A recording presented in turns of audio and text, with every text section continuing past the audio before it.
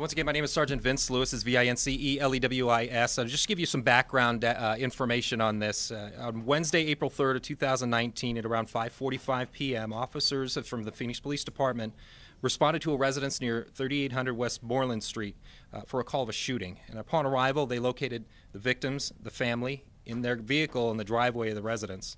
The victim family had just arrived at home in their car when the suspect, who had been following them for a short distance, opened fire on the vehicle, striking it numerous times. Inside the vehicle, we know that 10-year-old Summer Brown was struck and critically wounded. Her father in the driver's seat also struck. Both were transported to hospitals, and Summer was later pronounced deceased at the hospital. Her father has since been treated and released and is expected to survive non-life-threatening injury. That evening, the investigators were activated and came together to work to solve this case. They determined that the suspect began following the victims in the white pickup that you saw the photos of. He began following them a short distance from their home after what appears to be the victim's family had just cut him off in traffic. So through the course of this investigation, surveillance video of the suspect vehicle and a composite sketch were released to the media and the community. Over the next few days, numerous tips came into Silent Witness, and it was a tip to police that led investigators to a truck and a person of interest at a residence near 6200 West Fairmount Avenue, approximately 5 miles from the scene. Police investigators identified the truck as the same vehicle used in the crime, even after modifications were actively made to change the vehicle's appearance. A search warrant was served on the home, and a handgun was located inside the garage, which was linked through forensic evidence to the homicide.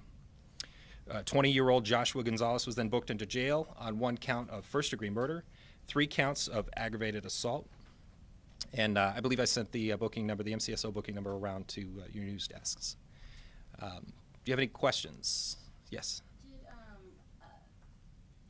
Has he said anything, admitted to anything, said why he may have done this? I don't have any specific information about admissions to share at this time. It's part of the ongoing investigation, but we did have the probable cause to book him into jail. Yes? Chief Williams had mentioned that he was known to you guys. He had a criminal history. Is there anything you can give up right now that'll give us a little more insight to him? Just that it was an extensive criminal history, violence, and so forth were part of that criminal history. That's what I can share. So it wasn't... It was the tips and the evidence that brought our attention to him on the day that we had located him. Yes? I don't know if you could speak specifically about the evidence that was found. Was it on him or in the house that linked him to, was it the gun that was found on him or in the house that linked him to the crime scene? So the gun was linked through forensic evidence to the crime, and that was found inside the residence in the garage. The truck out front, the wheels and tires had been changed. You'll notice the difference between the vehicle that you saw that was towed and then the photos that we put out. So again, there was active efforts made to change the appearance of that vehicle. So a little bit of that was in fact in play. Did he live at that house? Yes. That's where he lived. Okay. Was he there at the home alone when he was arrested? That I don't know. Okay. Detectives always have a hard time in cases like this because people don't come forward, or they have a hard time getting information from neighbors. But in this case, it was a bit different. The community really stepped up on this one. Yeah, it was great to see the entire Phoenix community, and with the help through our media partners, really activated, shared that information.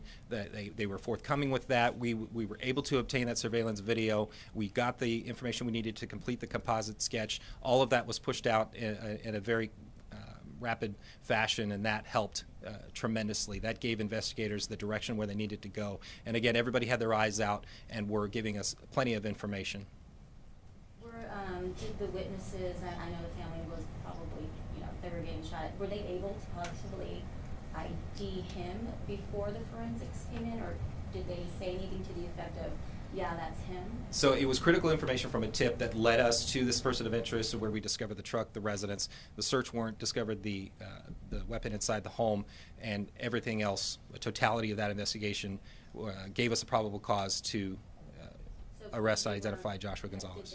Were they brought in? Was he brought? Were the witnesses brought in to ID him? Or no? Well, just, I'll leave it at that, that it was a combination of evidence, both physical evidence and testimony that helped. I'm just wondering if they recognized him. It's specific to the investigation, and you'll be able to submit records requests through media.request.ppd@phoenix.gov for copies of the reports. MCSO has the booking photo. You'll contact them. Two more questions? Did any of that surveillance footage show his face? What I saw was an arm. Was his face shown at any time? So the video that we released initially was very helpful in locating the truck, giving us make, model, year, that kind of a thing. So the rest of the sketch came from other evidence. Could you see his face clearly in the surveillance video, or, I mean? No, that composite sketch came from Okay. witness testimony. Okay? Okay, thank you very much.